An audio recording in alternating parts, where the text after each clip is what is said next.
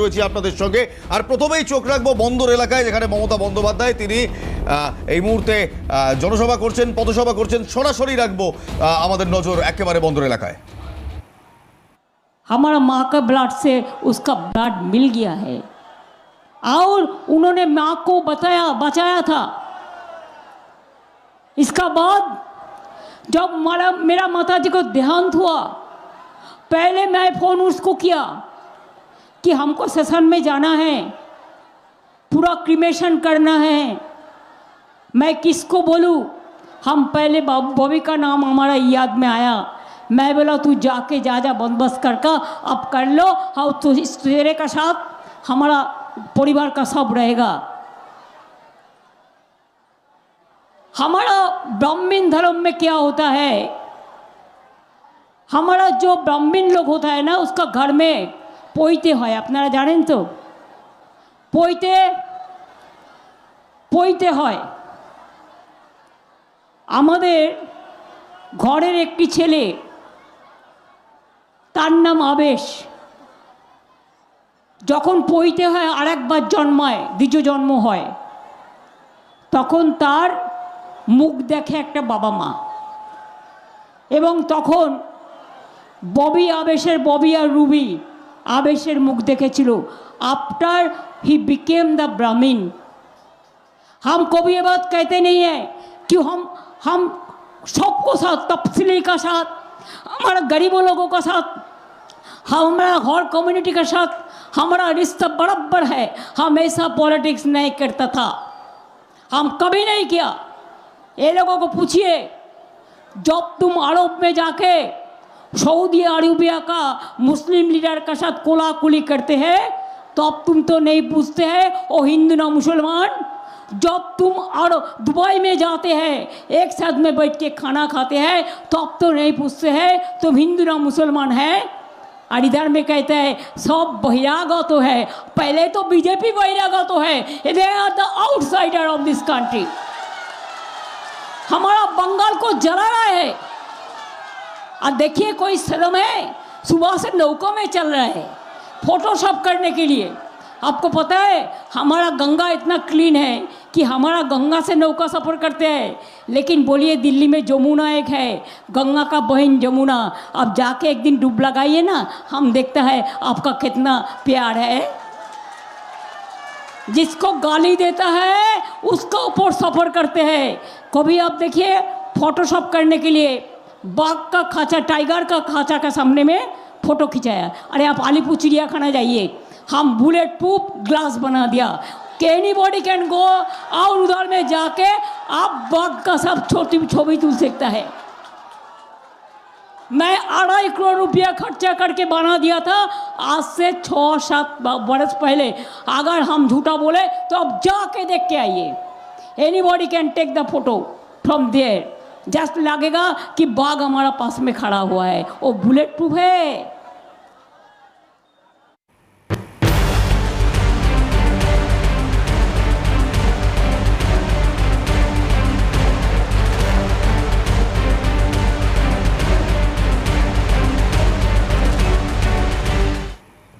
বুঝতেই পারছেন বাংলার লড়াই, ব্যাটল ফর বেঙ্গল, হাড্ডাহাড্ডি জমে গেছে।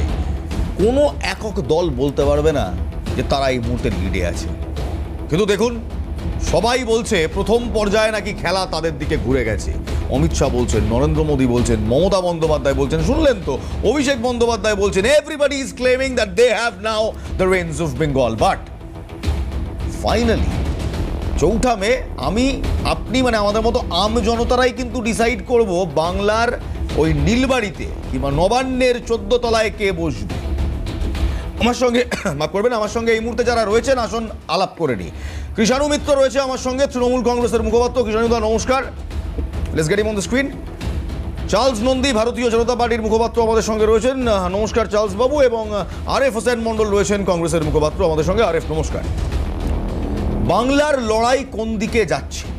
কারণ এই মুহূর্তে গতকাল ফার্স্ট ফেজ পোলিংয়ের পর everybody has one thing to say, সবার মুখে একটাই কথা, তারা ফার্স্ট ফেজেই বাজি মাত করে ফেলেছে। প্রথমেই শোনাবো আজ নরেন্দ্র মোদী তিনি কি বলেছেন। একেবারে বারুইপুরের সভা থেকে নরেন্দ্র মোদী বলছেন প্রথম দফার সিটে এমন অনেক জেলা আছে যেখানে নাকি মমতা বন্দ্যোপাধ্যায় খাতাই খুলতে পারেননি। দেখুন, पहले चरण के मतदान ने ये पक्का कर दिया है कि कई जिलों में टीएमसी का खाता भी नहीं खुलेगा। अब दूसरे चरण में आपको टीएमसी की करारी हार पर और विकसित बंगाल के संकल्प पर पक्की मोहर लगानी है। অমিত শাহ এবার শুনুন, দেশের স্বরাষ্ট্রমন্ত্রী অমিত শাহ তিনি বলছেন এবার দিদিমণির যাওয়ার সময় হয়েছে। 5 মে, 5 মে কিংবা 5ই মে ভারতীয় জনতা পার্টি অঙ্গবঙ্গ কলিঙ্গে সরকার করবে। দেখুন, समय के बाद जब कोई विपक्षी पार्टियां नहीं थी, हमारे देश की आजादी के बाद का वो दौर बात कर दीजिए, तो 5 तारीख के बाद अंग बंग और कलिंग तीनों जगह भारतीय जनता पार्टी का शासन होगा, कमल का शासन होगा। আর পাল্টা মমতা বন্দ্যোপাধ্যায় রাজ্যের তৎকালীন মুখ্যমন্ত্রী তৃণমূল কংগ্রেসের সুপ্রিমো, তিনি আজ দুটো জায়গা থেকে, প্রথমে হাওড়া থেকে এবং তারপর চৌরঙ্গি থেকে কি বলছে জানেন?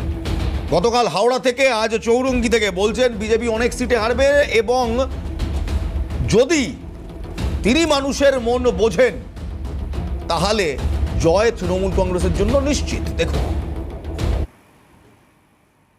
গুলো ছিল, কালকে আমরা এগিয়ে গেছি, বিজেপি অনেক সিটে হারবে। এবারে মনে রাখবেন, যা সিট ছিল তার অর্ধেকও পাবে না। আর আজকে যা ভোট হয়ে গেছে ইতিমধ্যেই, আমার চোখ যদি সত্য হয়, আমার মন যদি মানুষের ভাষা বোঝে, তাহলে অলরেডি আমরা জেতার জায়গায় এসে গেছি। তুমি ক্যাচ করা করবে। অভিষেক বন্দ্যোপাধ্যায় তিনি বলছেন গতকাল যা হওয়ার হয়ে গেছে, তৃণমূল কংগ্রেস নির্ণায়ক ভূমিকা নিয়েছে ফার্স্ট ফেজ পোলিং এর পর। দেখুন, কি মনে হচ্ছে কাল প্রথম দফার ভোটে কি হয়েছে? আমি রাজনৈতিক ভবিষ্যৎবাণী করি না, কিন্তু যখন করি মেলে। আপনারা দেখেছেন 21-এও মিলেছে, 24-এও মিলেছে, 26-এও মিলবে। আমি আপনাদের বলে দিয়ে যাচ্ছি, তৃণমূল কংগ্রেস কাল সেঞ্চুরি পার করে দিয়েছে। কেউ বলছে তৃণমূল কংগ্রেস সেঞ্চুরি পার করে দিয়েছে, কেউ বলছে ভারতীয় জনতা পার্টি এমন জায়গায় নিজেদের সংখ্যাগরিষ্ঠতা নিয়ে যেতে পেরেছে যে তৃণমূল কংগ্রেস নাকি জেলায় জেলায় খাতাই খুলতে পারেনি। আমি আজকে একেবারে আমাদের কংগ্রেসের মুখপাত্রকে দিয়ে শুরু করতে চাই, তাহলে ভোটটা হয়ে গেল বাইনারিতে, অ্যাটলিস্ট ফার্স্ট ফেজটা। কারণ আপনাদের পক্ষ থেকে আজ সারা দিন কিচ্ছু শুনতে পেলাম না। শুনতে পেলাম গতকাল একমাত্র রাহুল গান্ধীর একটি বক্তব্য, তাও আবার মেরুকরণের সমীকরণ নিয়ে একটি বক্তব্য। কিন্তু আজকে দাঁড়িয়ে আপনারা কেমন ফল করতে পারেন কি পারেন না তা নিয়ে কোনো বক্তব্য, কোনো মন্তব্য শুনতে পারলাম না। নমস্কার। নমস্কার। প্রথমেই ক্যালকাটা নিউজের সমস্ত দর্শক শ্রোতা যারা দেখছেন সন্ধ্যাকালীন এই ডিবেটে, সকলকে অভিনন্দন জানাই যে বাংলার মানুষ দীর্ঘ প্রায় কয়েক বছর পর এটা রেকর্ড সংখ্যক যেখানে আপনারা আপনাদের মূল্যবান ভোটাধিকার প্রয়োগ করেছেন এবং প্রায় 92% অ্যাভোভ মানুষ আপনারা আপনাদের মূল্যবান মতামত দিয়েছে। তো প্রথমে আমি যেটা বলতে চাই, আপনি যে আমাকে প্রশ্ন করলেন যে আমরা এখনও পর্যন্ত কেন কোনো রকম কোনো ভবিষ্যৎবাণী করলাম না বা আমাদের দলের তরফ থেকে আমরা কত আসন পাবো কি বৃত্তান্ত বললাম না। প্রথমেই আমরা ভারতীয় জাতীয় কংগ্রেস আমরা বিশ্বাস করি মানুষের মতের উপর। আমরা উপর থেকে উড়ে আসা কোনো দেবদূত নই, আমরা কোনো গড গিফটেডও নই। আমরা মানুষের রাজনীতি করেছি, মানুষকে বোঝানোর চেষ্টা করেছি। সেখান থেকে মানুষের পালস কি বুঝলেন? হ্যাঁ, আমি সেটাই বলতে চাইছি, মানুষকে বোঝানোর চেষ্টা করেছি বর্তমান পশ্চিমবঙ্গের অবস্থা কোথায়। বাইনারি পলিটিক্স করে রাজনীতির মূল ইস্যু শিক্ষা, স্বাস্থ্য, কর্মসংস্থান, রুটি রুজি মাকনা কাপড় এর কথা আর তৃণমূল কংগ্রেস কিংবা রাজ্যের বিরোধী দল ভারতীয় জনতা পার্টি বলছেন। আপনারা বলছেন, আপনারা বলছেন তো? আমরা তো অবশ্যই বলেছি। ফ্রম দ্য ক্যাম্পেইন একদম ফার্স্ট ডে অফ পোলিং আপনারা কোথায়? মোহাম্মদ আজারউদ্দিনের একটা রোড শো বাদে কোথায়? রাহুল গান্ধী কোথায়? ফার্স্ট ফেজ পোলিং এর আগে তাকে দেখলাম না। আপনি সেকেন্ড ফেজ পোলিং এর আগে শুনেছি তিনি আসবেন। আপনি হয়তো জানেন না, রাহুল গান্ধী ইতিমধ্যেই উত্তর দিনাজপুরের রায়গঞ্জ, হ্যাঁ সেকেন্ড ফেজ পোলিং, মালদার হচ্ছে চাঁচল এবং মুর্শিদাবাদের শামশেরগঞ্জে জনসভা করেছে। সচিন পাইলট এসছে, এরকম অনেক প্রচার তারকা ইমরান প্রতাপগড়ি এসছেন, তারাই আমাদের যে ক্যান্ডিডেট তাদের হয়ে তারা প্রচার করেছে, ভোট ভিক্ষা করেছে। দেখুন, আমাদের তারকার থেকেও বড় কথা বাংলার মানুষের যে পরিস্থিতি, বর্তমানে বাংলার পরিস্থিতিটা এমন একটা জায়গায় চলে গেছে যেখানে শিক্ষা স্বাস্থ্যের কথা কেউ বলছে না, যেখানে বাংলায় 26,000 চাকরি প্রার্থীদের চাকরি চলে যায় 10 বছর পর, যেখানে কলকাতার বুকে আরজি করের মতন ঘটনা ঘটে যায়, যার তদন্ত নিয়ে, যার রেজাল্ট নিয়ে বাংলার মানুষের মনে প্রশ্নচিহ্ন রয়েছে।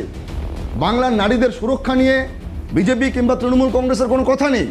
তো আমরা মানুষের কাছে গেছি, আমাদের ক্যান্ডিডেটকে নিয়ে গেছি, আমাদের প্রচারে আমরা মানুষকে বলেছি যে এই সমস্ত ধর্মের চশমাকে বাদ দিয়ে কর্মের চশমা দিয়ে বাংলার পরিস্থিতিটাকে দেখুন। যে বাংলা এক সময় দেশকে স্বাধীনতা দিয়েছে, যে বাংলা এক সময় আমরা আমাদের আগামীর পথ দেখিয়েছি, সেই বাংলার ঐতিহ্যে ফিরে আসবে। তো এই বার্তাই নিয়েছি। তো আমরা বলতে চাই, মানুষের মত দিয়েছে, আমরা আশাবাদী, আমরা অনেক ভালো ফল করব, আমরা মানুষের কর্মের রাজনীতি করবো।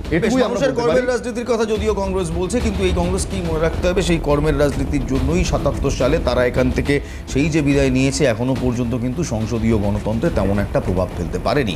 দেশের মাটিতেও 2014 পর থেকে কংগ্রেস বারবার ফিরে আসার চেষ্টা করেছে বটে, কিন্তু গতকালকে রাহুল গান্ধীর সেই বক্তব্যের পর, সেই মন্তব্যের পর কোথাও ইন্ডিয়া ব্লকের কোয়ালিশন নিয়েও কিন্তু কয়েকটা প্রশ্ন উঠতে শুরু করেছে 29-এর কথা মাথায় রেখে। এখানে আমি চার্লস নন্দীর কাছে একটা প্রশ্ন করব। আপনারা বলছেন তৃণমূল কংগ্রেস প্রথম দফায় রীতিমতো ব্লান্ট হয়ে গেছে, তৃণমূল কংগ্রেস পাল্টা বলছে সাফ হয়ে গেছে। বেশ, আমি তো বলতে পারি না আপনাদের কথা, আপনারা বলতেন সাফ হয়ে গেছে।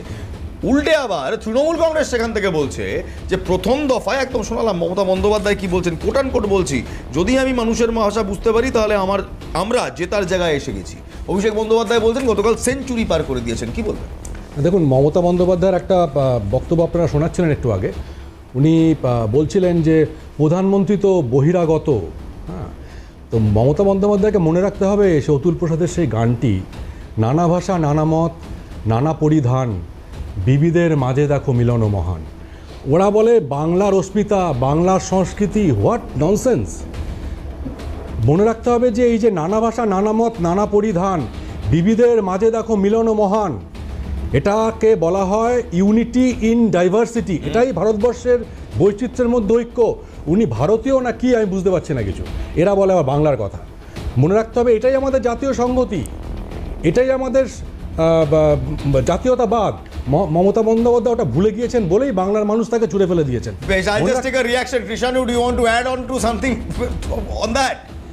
আপনারা বাংলার মানুষের কিংবা ভারতের সংস্কৃতিকেই ভুলে গিয়েছেন, তাই এমন কথা বলছেন চার্লস নন্দী।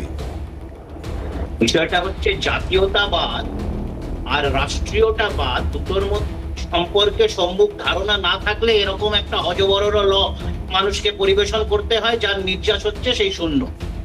জাতীয়তাবাদ একটা আলাদা জিনিস, সেটা হচ্ছে জাতিভিত্তিক, যে জাতির একটা ভাষাগত পরিচয়, সেই ভাষা থেকে জাতি তৈরি হয়, তার মধ্যে বিভিন্ন ধর্ম থাকতে পারে, কিন্তু পরিচয়টা জাতিগত।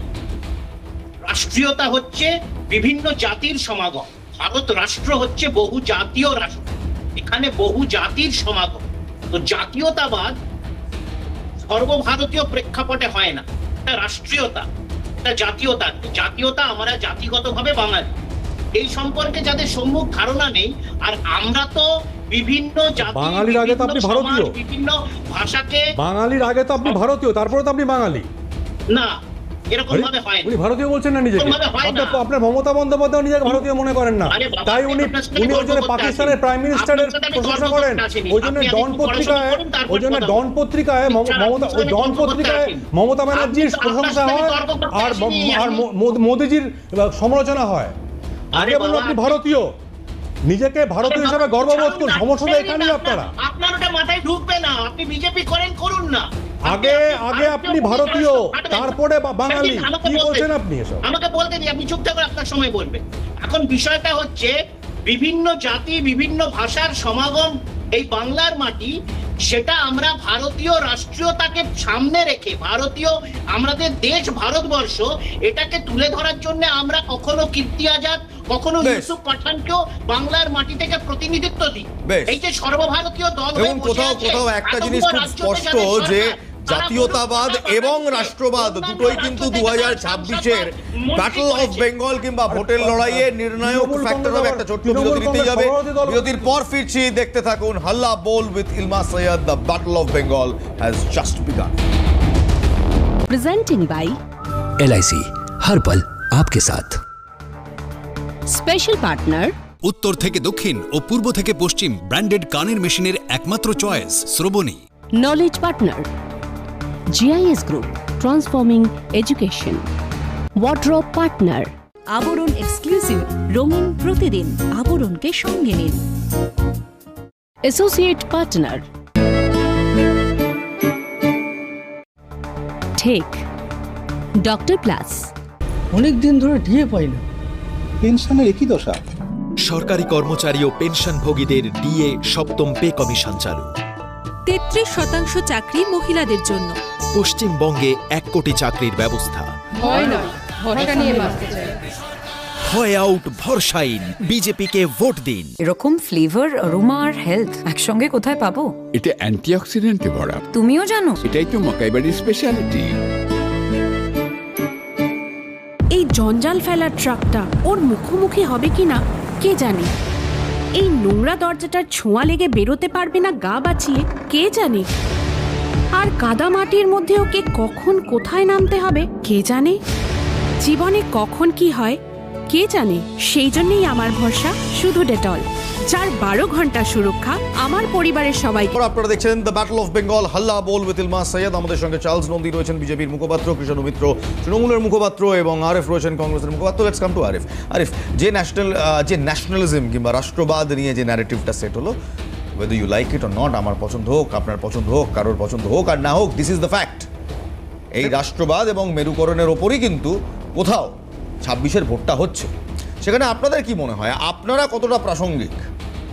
দেখুন, আমরা বারবারই বলে এসেছি যে তৃণমূল কংগ্রেস এবং বিজেপি এই দুই রাজনৈতিক দল বাংলার রাজনীতির যে মূল ইস্যু ছিল, আমরা এতদিন রাজনীতি বলে যেটা জানতাম যে মানুষের অভাব অভিযোগ, বাড়ির বেকার সন্তানটি কর্মসংস্থান পাবে কি না, শিক্ষা খাতে যে ছাত্র এবং শিক্ষকের অনুপাত যেটা আজ ভগ্নপ্রায় বা ধ্বংসাত্মক বলা যায়, স্কুল ছুটের সংখ্যা বেশি, শিল্প নেই, রুটি রুজির অভাব, গ্যাসের দাম কত, এই সমস্ত যে মৌলিক যে ইস্যুগুলো, যেগুলো রাজনীতির মূল ইস্যু এতদিন ছিল আমরা জানতাম।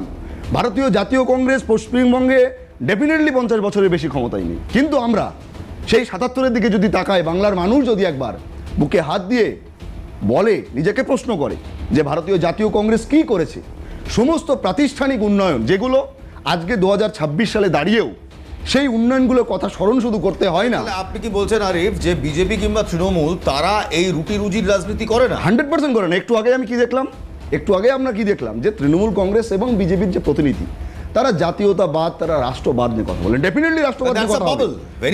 ভেরি ফ্র্যাঙ্কলি যদি কোনো দেশের ভোট হয় জাতীয়তাবাদ এবং রাষ্ট্রবাদ নিয়ে, 100% নিশ্চয়ই সেটা হতেই পারে। একদমই তাই। যদি মেরুকরণের রাজনীতির ওপর ভোট হয়, তাহলে আম জনতার উন্নয়ন কোথায়? আমি এই প্রশ্নটাই রাখবো চার্লসদার কাছে। এইটাই তো বলতে চেয়েছি। কংগ্রেসের বক্তব্য, আপনারা মানুষের রুটি রুজির রাজনীতি করেন না, তাই কি? আপনাদের অত বড় বড় সংকল্পপত্র, চার্জশিট, এগুলো কি হলো? একেবারেই ভুল। কারণ আমাদের যে অমিত শাহজি কলকাতায় এসে যে ম্যানিফেস্টো প্রকাশ করেছে, ওটা ম্যানিফেস্টোটা আমার ম্যানিফেস্টো না সংকল্পপত্র? সংকল্পপত্র, তার ইংরেজিটা ম্যানিফেস্টো, বাংলা সংকল্পপত্র। সেটা আমি আমাদের কংগ্রেসের যিনি আছেন বন্ধু, তাকে বলবো পড়ে নিতে। সেখানে পরিষ্কার লেখা আছে, সেখানে পরিষ্কার লেখা আছে যে আমরা ক্ষমতায় এলে, পশ্চিমবঙ্গের মানুষের আশীর্বাদ পেলে আমরা কি কি কাজ করব। সেখানে শিল্পে আমাদের কি প্রবলেম, আমাদের কি কি পরিকল্পনা আছে। আমাদের এটাও বলা হয়েছে যে আমরা 36,000 টাকা প্রত্যেক মহিলাকে দেবো বছরে, তাদের আর্থিক সহায়তার জন্যে। শুধু আর্থিক সহায়তা দিলে তো হবে না, শুধু ভাতা রাজনীতি আমরা করি না। পাশাপাশি এটাও বলা হয়েছে যে আমরা ক্ষমতায় এলে পরে আমরা লাখপতি দিদি, 75 লক্ষ লাখপতি দিদি তৈরি করব, যাতে তারা পার্মানেন্টলি তারা নিজেদের পায়ে দাঁড়াতে পারেন। এছাড়াও 33% মহিলাদের চাকরিতে, সরকারি চাকরিতে সংরক্ষণ হবে। এছাড়াও যুবকদের বছরে 36,000 টাকা করে তাদের আর্থিক সহায়তা দেওয়া হবে। প্লাস যুবকদের জন্যে এবং আনএমপ্লয়েড ইউথদের জন্যে প্রায় 1 কোটি চাকরি দেওয়া হবে। তা আমরা তো এখানে ধর্মীয় রাজনীতি করতে আসিনি, আমরা ধর্ম বা জাতপাতের রাজনীতি করি না, ওই রাজনীতিটা করে তৃণমূল কংগ্রেস। আচ্ছা, তৃণমূল কংগ্রেস ওই রাজনীতিটা করে। আচ্ছা বেশ, এতক্ষণ শুধু কংগ্রেসের বক্তব্য ছিল যে বিজেপি এবং তৃণমূল কংগ্রেস একত্রিতভাবে শুধু ধর্মীয় মেরুকরণের রাজনীতি করে, বিজেপি বলছে না তারা উন্নয়ন স্বার্থক রাজনীতি করে, একমাত্র আপনারা বঙ্গে আমাদের ধর্মীয় মেরুকরণের রাজনীতি করে। আমাদের কাছে ধর্ম মানে গণতন্ত্র, রাজনীতি মানে উন্নয়ন। আমি দূরে বসে আছি, আমি আশা করব যে অতটা ভদ্রতা শোভন আচরণ হবে, আমি যখন বলবো কেউ আমাকে আটকাবে নিশ্চয়ই। আর যদি মনে করো আমাকে আটকাতে কেউ যায় এবং তুমি সেটা দাও, তাহলে আমাকে এই শো থেকে আমি আর থাকবো না। না প্লিজ, নিশ্চয়ই আপনাকে আটকাবে না, please, you have uninterrupted floor time, please go ahead. আমি প্রথম রাউন্ডে আমি করতে পারিনি, অসভ্যতামি করা হয়েছে আমার সাথে, অসভ্য দলের পক্ষ থেকে আমার সাথে অসভ্যতামি করা হয়েছে। দুই হচ্ছে, প্রথম কথা হচ্ছে কংগ্রেসের যে ভাই বলেছেন আফ্রিক বাইনারির কথা। পশ্চিমবাংলার মাটিতে স্বাধীনতার পর প্রথম নির্বাচন 1951-52 সাল থেকে বাইনারি পলিটিক্সই থেকেছে। কখনো কংগ্রেস ক্ষমতায় থেকেছে, বামপন্থীরা বিরুদ্ধে বাইনারি পলিটিক্স থেকেছে, কখনো বামপন্থীরা ক্ষমতায় কংগ্রেস বিরুদ্ধে মানে বিরোধী দল হিসেবে থেকেছে, সেটা বাইনারি পলিটিক্সই ছিল। পরবর্তীকালে তৃণমূল কংগ্রেস হওয়ার পর কিছু সময় তৃণমূল কংগ্রেস সেই বাইনারি ফেসটাতে নিয়েছিল। 2006-তে আমরা পরাজিত হয়েছিলাম, নেত্রী একমাত্র সাংসদ ছিলেন। আবার কংগ্রেস সিপিএম এর সাথে বাইনারি পলিটিক্সে গেছিল। পরবর্তীকালে এখন বিজেপি আছে, তো সুতরাং এটাকে ট্রাইনারি করার জন্য কংগ্রেস বা সিপিএম কে চেষ্টা করতে হবে। আমরা তাদের হয়ে প্রাসঙ্গিক হয়ে দেখাতে পারবো না। ভোটে জিতে বা মানুষের আশীর্বাদ দিয়ে ট্রাইনারি করার দায়িত্ব সংশ্লিষ্ট বিজেপি, সাথে সাথে এই কংগ্রেস বা সিপিএম এর। এক হয়ে গেল একরকম। দ্বিতীয় কথা হচ্ছে বিজেপির ভাওতা, বিজেপির সংকল্প মানে হচ্ছে ওই হিন্দুত্বের সুরসুরি, যেহেতু আমরা পুজো আচ্ছা করার সময় সংকল্প করি, আমরা সরাসরি আমার নেত্রী প্রতিশ্রুতি নয়, আমরা যেটি অঙ্গীকার করি, আমরা প্রতিজ্ঞাপত্র। আমার নেত্রী 10টা প্রতিজ্ঞা করেছেন এবং আমরা সেটা মানুষের কাছে নিয়ে গেছি। 15 বছরের আমাদের উন্নয়নের তালিকা, উন্নয়নের পাঁচালিও আমরা মানুষের কাছে নিয়ে গেছি।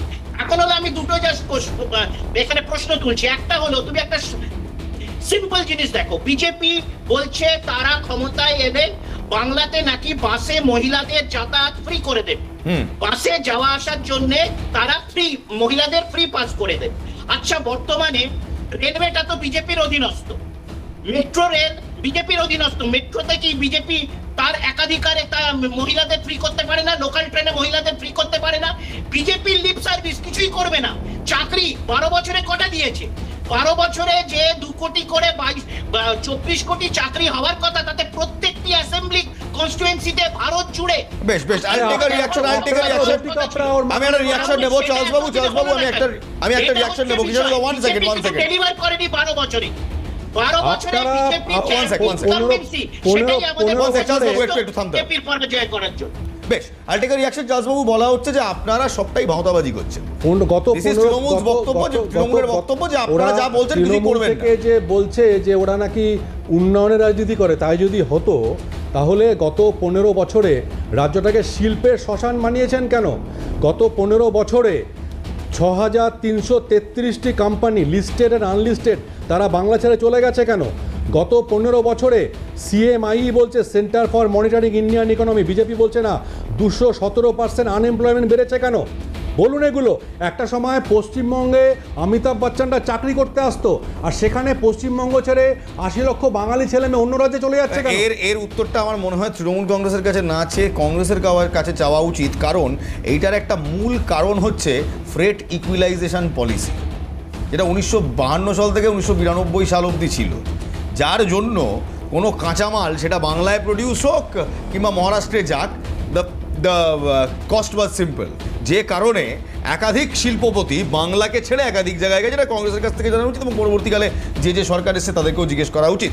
কামিং ব্যাক, একটা ছোট্ট বিরতির সময় হয়েছে, একটা ছোট্ট বিরতি নেব, বিরতির পর ফিরে আসছি। দেখতে থাকুন Halla Bol, the battle of Bengal with Ilma সেগাল। বিরতির পর এই মুহূর্তে একটা খবর আসছে আমাদের কাছে। আমতায় সুকান্ত মজুমদারের একটি মিছিল ছিল, একটি র্যালি ছিল, এবং সেই র্যালিতে রীতিমতো ধুন্ধুমার, জয় বাংলা স্লোগানকে ঘিরে ধুন্ধুমার পরিস্থিতি। একদম সেই এক্সক্লুসিভ ভিজুয়ালস, ফার্স্ট ভিজুয়ালস আপনাদের দেখাচ্ছি এই মুহূর্তে, দেখুন।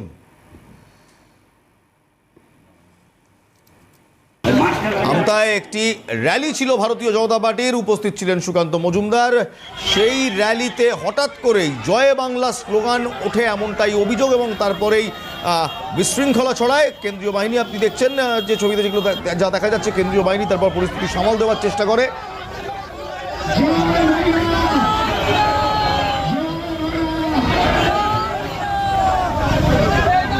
পরপর জয় বাংলা স্লোগান, কেন্দ্রীয় বাহিনীর সঙ্গে রীতিমতো ধস্তাধস্তি দুপক্ষরই, পরে পরিস্থিতি সামাল দেয়। আমতায় সুকান্ত মজুমদারের র্যালিতে রীতিমতো বিশৃঙ্খলার ছবি ধরা পড়ল। জয় বাংলা স্লোগানকে ঘিরে রীতিমতো বিশৃঙ্খলা। সুপ্রিয় আমার সহকর্মী সরাসরি টেলিফোন লাইনে রয়েছে। সুপ্রিয়, ঠিক কি ঘটেছে?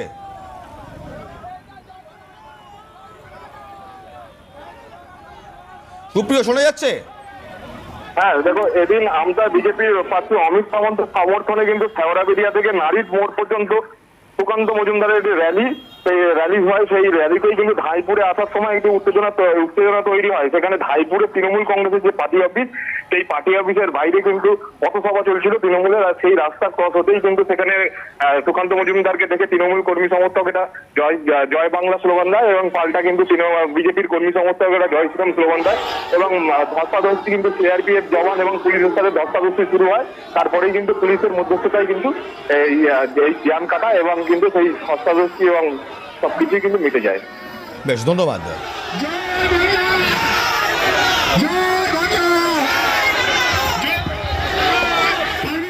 পরিস্থিতি প্রায় গরম হয়ে উঠছে যা বুঝছি। একদিকে কৃষ্ণবাবু রয়েছেন আমার সঙ্গে, চার্লস নন্দীও রয়েছেন, দুই দলের দুই মুখপাত্র, যে দুই দলের মধ্যে বচসা। পরিস্থিতি বেশ গরম হচ্ছে। গতকালকেই আমরা শুনলাম ইলেকশন কমিশন খুব ভালো কাজ করেছে, শান্তিপূর্ণ পোলিং, বিগ টক্স। তারপর আজকে দেখুন দ্বিতীয় দফার সামনে, শুরুতেই কি অবস্থা বলবো কিছু? হ্যাঁ, প্লিজ বলুন না।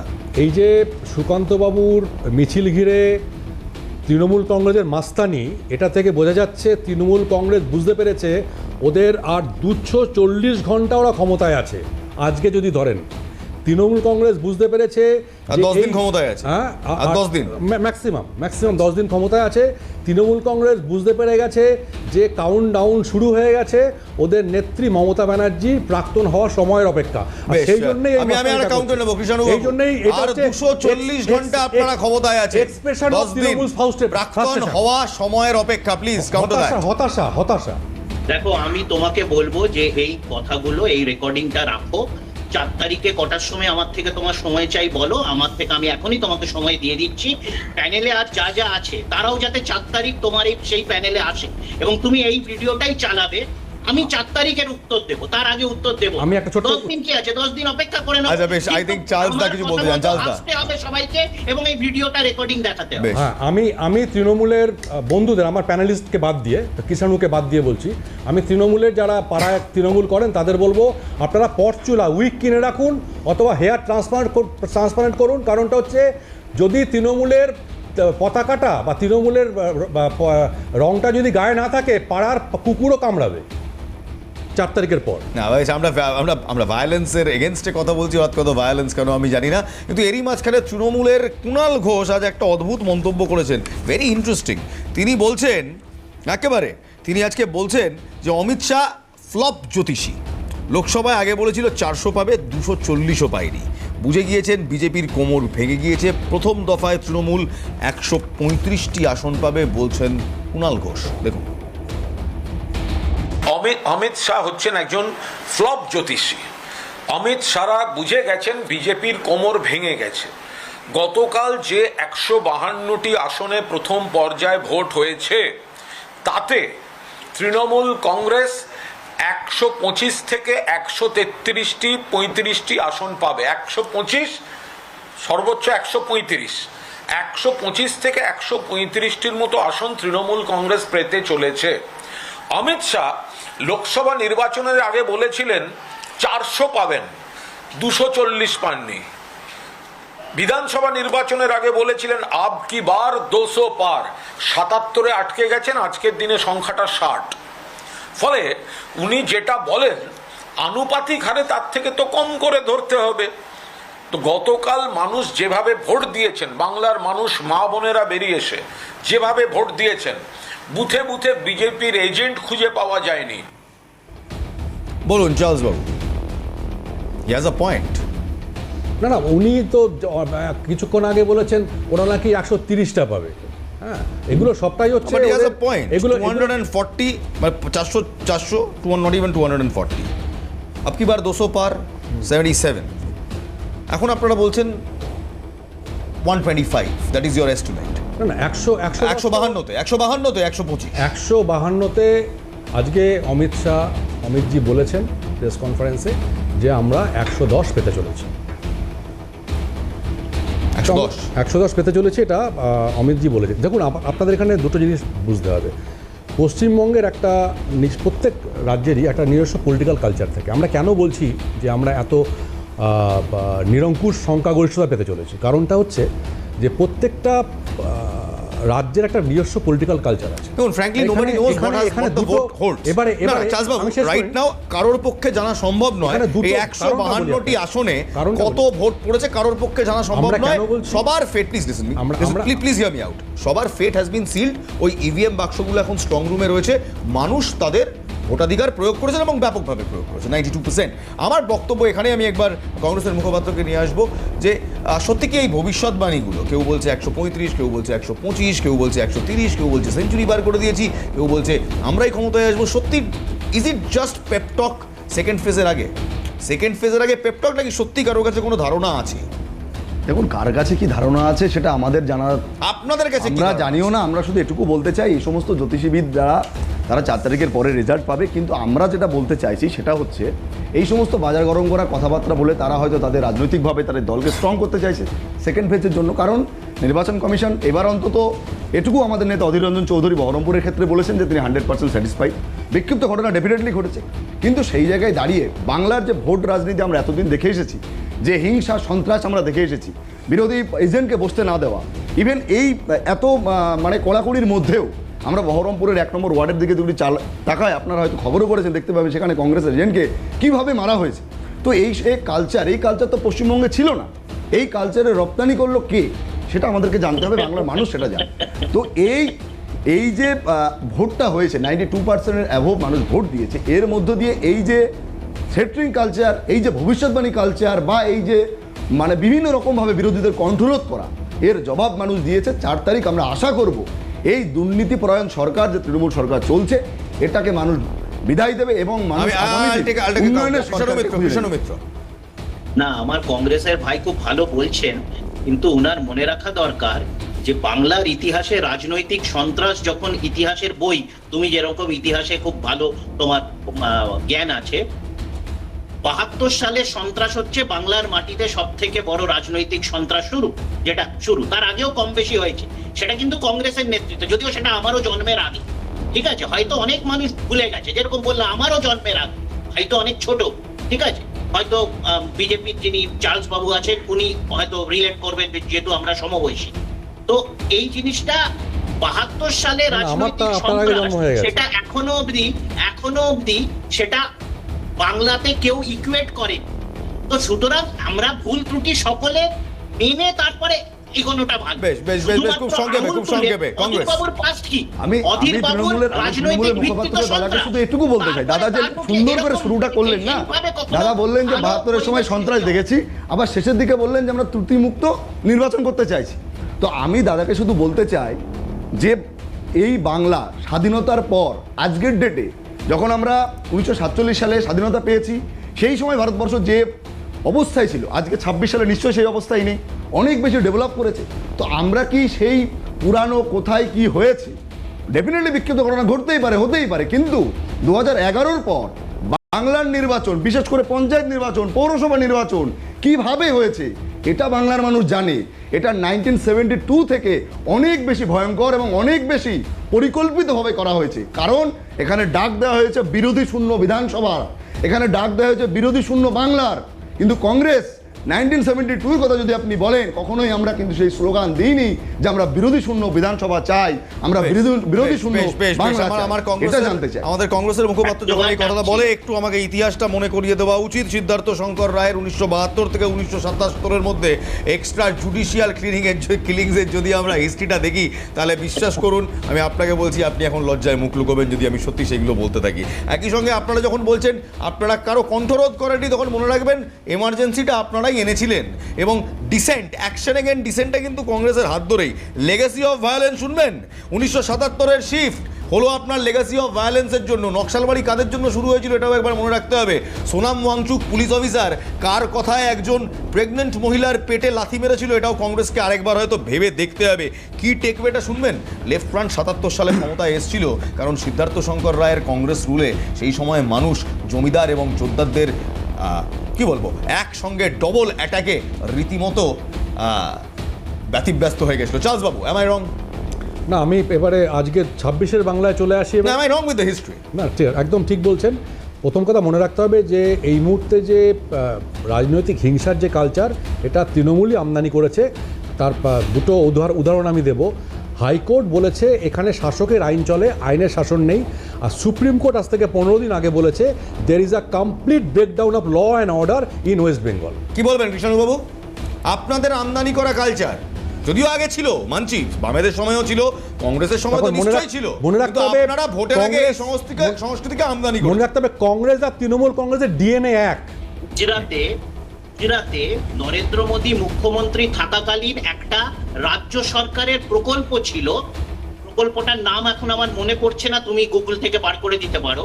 সেটা হচ্ছে যে কোনো পঞ্চায়েত যদি বিরোধী শূন্য করা যায়, তাহলে অতিরিক্ত 5 লাখ টাকা সেই পঞ্চায়েতকে রাজ্য সরকারের তরফ থেকে দেওয়া হতো। তো এই দলের পক্ষ থেকে তারপর ভারতবর্ষে বিগত 12 বছরে আকলাক থেকে শুরু করে বিভিন্ন জায়গাতে দাঙ্গা হাঙ্গামা, মানুষ মারা এবং সর্বশেষ বাঙালির উপরে, বাঙালি জাতির উপরে যে নিপীড়ন, যে অত্যাচার, এখন যে পঞ্চায়েতে বিরোধী শূন্য করার কথা কে বলেছেন? অনুব্রত মণ্ডল, কেষ্ট। ও তো 33,000 সিটে আনকনটেস্টেড করে দিল। ও তো নমিনেশন জমা দিতে দেয়নি পঞ্চায়েতে 18 সালে। 18 সালের পঞ্চায়েতের কথা ভেবে দেখুন। বেশ বেশ বেশ বেশ আর ছোট্ট বিরতির সময় হয়েছে, আমরা ছোট্ট বিরতি নেবো। বিরতির পর ফিরছি। আলোচনা রীতিমতো জমে উঠেছে, দেখতে থাকুন দ্য ব্যাটল অফ বেঙ্গল, হাল্লা বোল উইথ ইলমাস সাইদ। আজ শেষ পর্বে চলে এসেছি, শেষ পর্যায়ে চলে এসেছি। শেষ পর্বে না, একটু শিক্ষা নিয়ে কথা হোক না।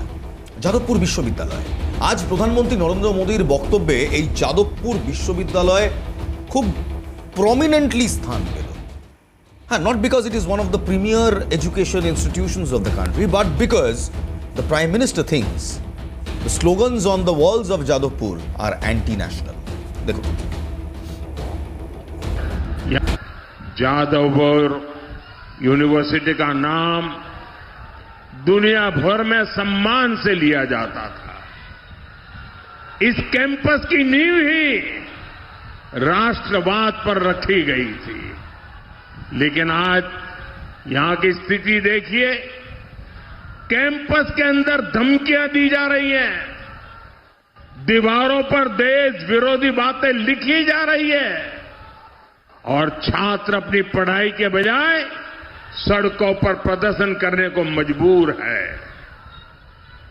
हम यहां अराजकता नहीं, एकेडमिक माहौल चाहते हैं।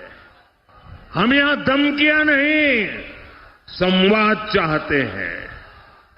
जो सरकार अपने ही राज्य के सबसे बड़े शिक्षण संस्थान को नहीं बचा सकती, वो बंगाल का भविष्य क्या बचाएगी?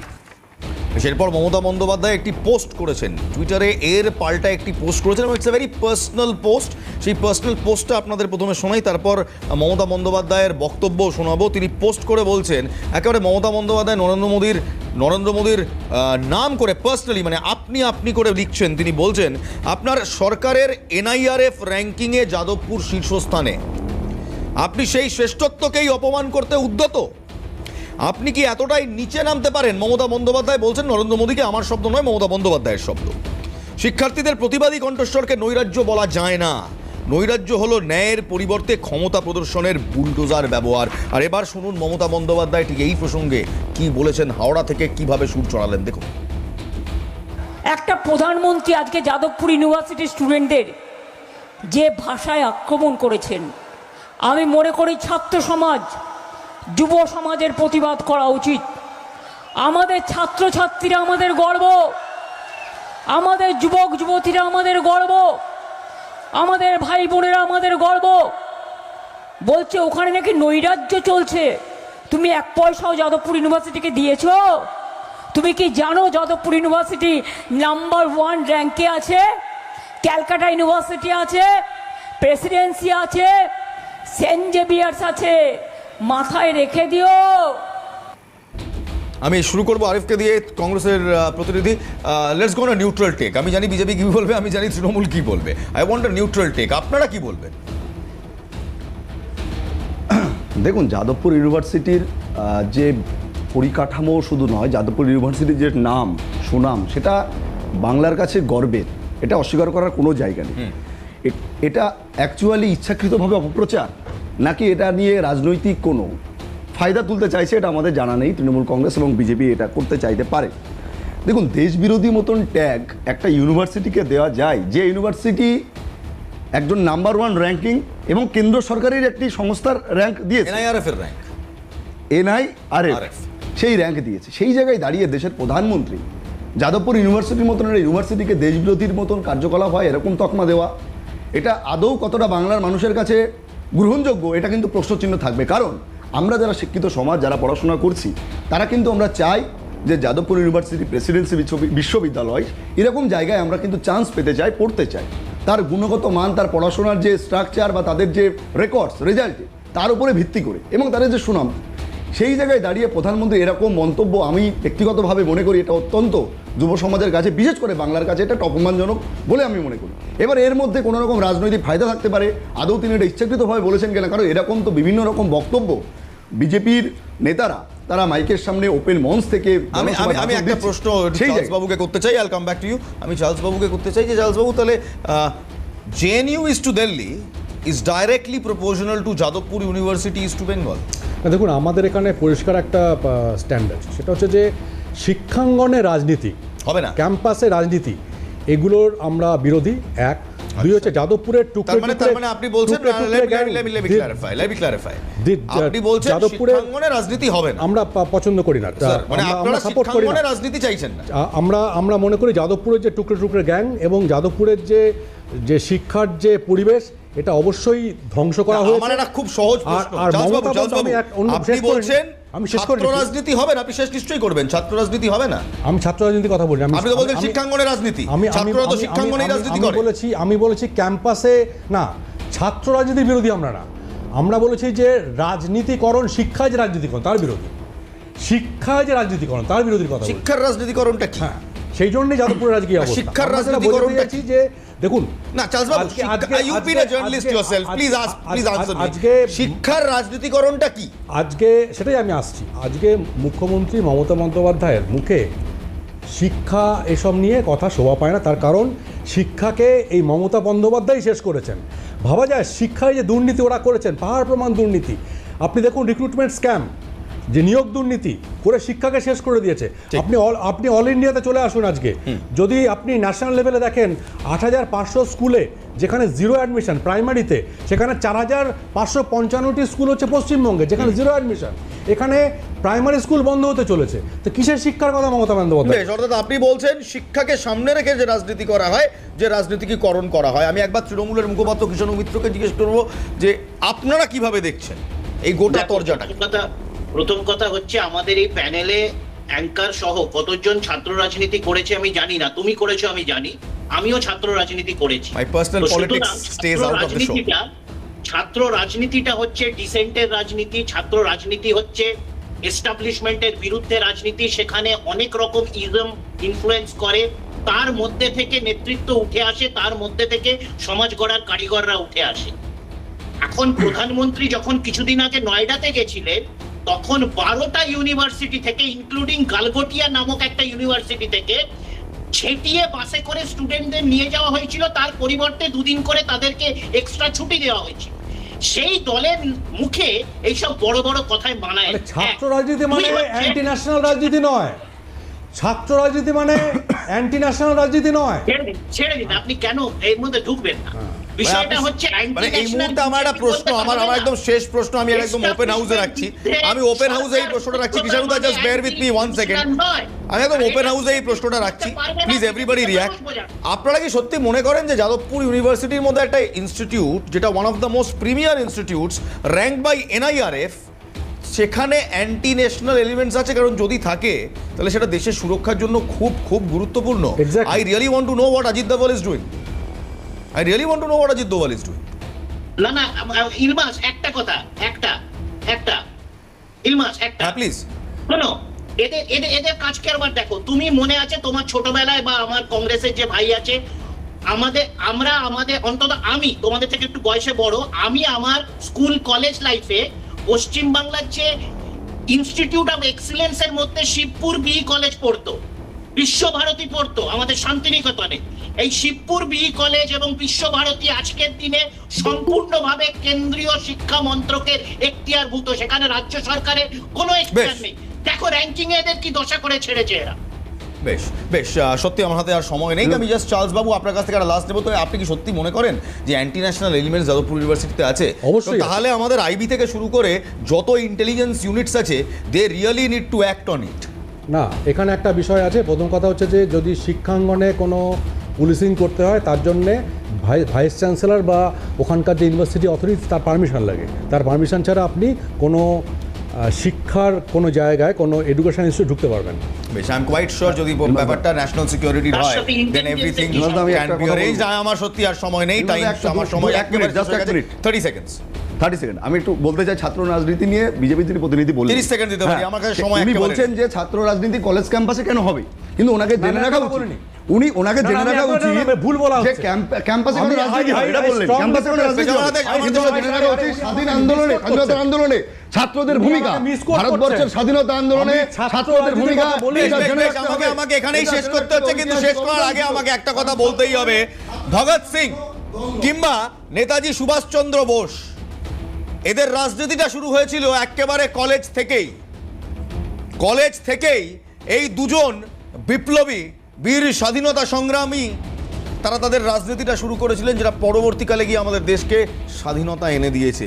তাই শিক্ষাঙ্গনে সত্যি ছাত্র রাজনীতি দরকার কি দরকার নেই, that's a very different debate. এই মুহূর্তে রীতিমতো বাংলার তাপমাত্রার পারদ চড়ছে, because the battle of Bengal has begun. Ladies and gentleman, this is Ilma Syed. Good night and Jai Hind.